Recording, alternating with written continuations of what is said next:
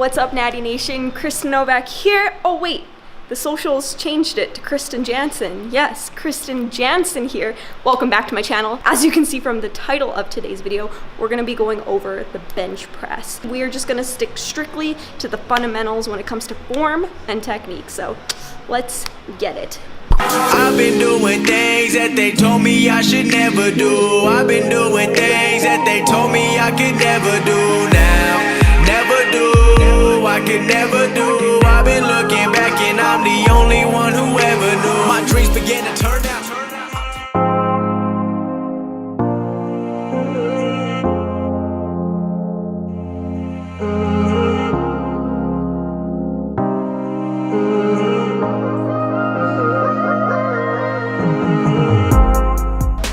Show you guys how I bench press and break it down, why I do it, and how you can kind of adjust it to how you should be doing it for your body.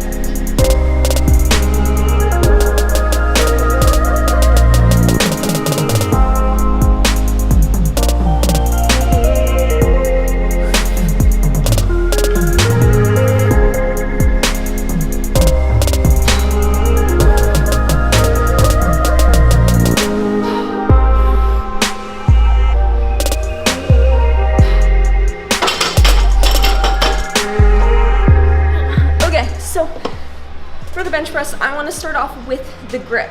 As you can tell, my grip is much wider than what a lot of people's might be, and the reason for this is because my arms are super long. You probably can't even get in frame because that's how long my arms are. So as you can tell, my biceps are really long as well as my forearms. If you want to bench most efficiently, your goal is to make sure that your forearms stay perpendicular to the ground. So it should be perpendicular like that. Everyone remembers what a perpendicular angle looks like.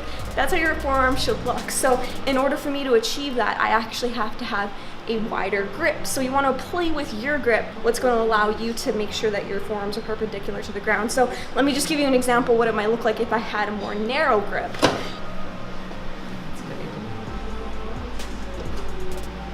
So this is with a more narrow grip. My forearms aren't as perpendicular, and I flare my elbows just a little bit more, and I feel the pressure in my front delts.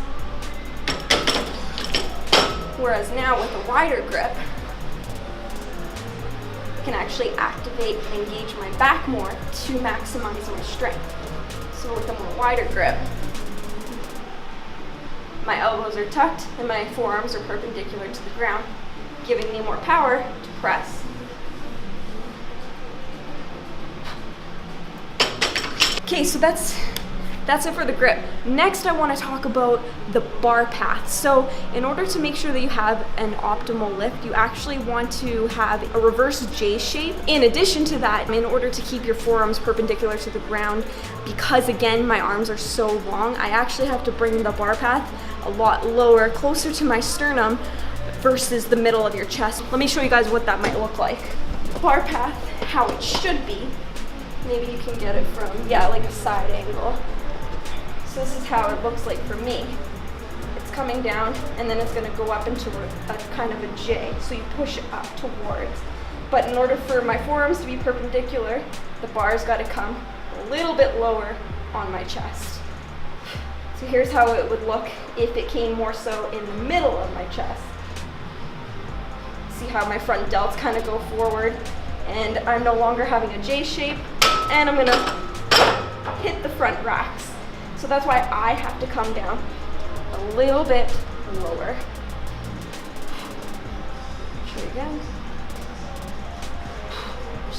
All right, so that's the bar path. Next, I want to talk about a very controversial topic, which is the arch. If you are a bodybuilder, you do not have to over-exaggerate the arch when you bench. However, I want to preface that by saying that you naturally have an arch in your back when you go to bench. The only time you don't is if you have aerobic blocks underneath your feet or if you have your feet on the bench. So I'm going to show you an exaggerated versus a non-exaggerated arch in your back. So I'm not like trying to arch my back, but like maybe if you get down, can you see it okay? Like I'm not trying to arch my back whatsoever. I'm trying to keep my back flat on the bench, but like there's naturally still an arch there. So this is how, if you're not in powerlifting, you can just bench normally without the exaggerated arch. Everything else would be the same.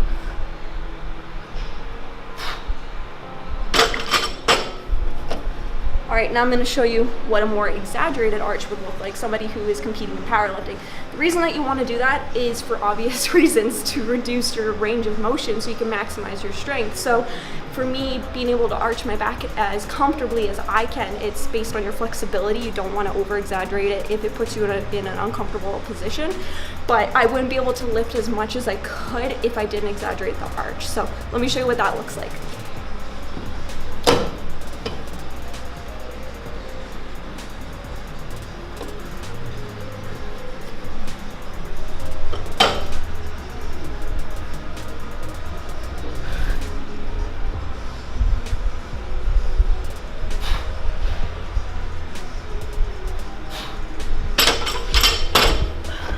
That was the best time I've ever got in place before. Demonstration for you guys. So it's completely safe to arch your back like this. Don't be afraid to do it. It's actually a natural position, and it's actually gonna help ensure that your core is stable and your lower back is protected when you're pushing some heavy weight.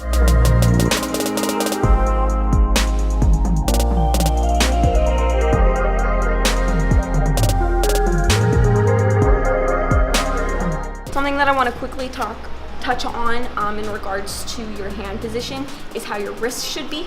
I typically don't recommend doing a thumbless grip. There's been a lot of injuries from that. Your bar can slip and everything, so make sure you have like a full grip on there. But I'm just gonna get Kyle to show you guys like a close-up of how my wrists should look and how they shouldn't look.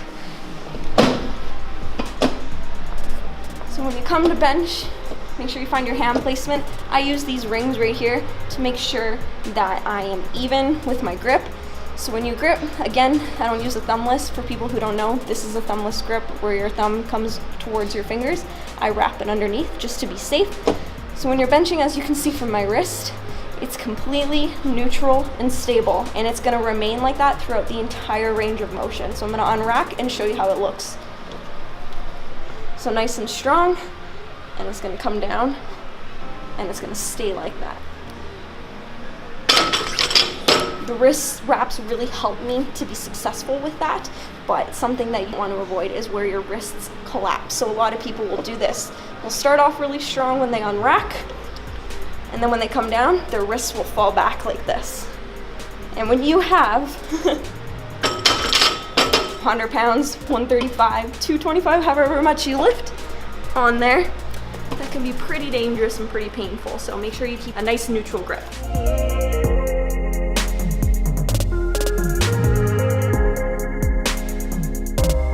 All right, you guys, well, that's it. If you guys want to know what equipment I use, what equipment I recommend when you bench press in order to maximize your strength for bench press, comment down below. Let me know if that's something you guys are interested in.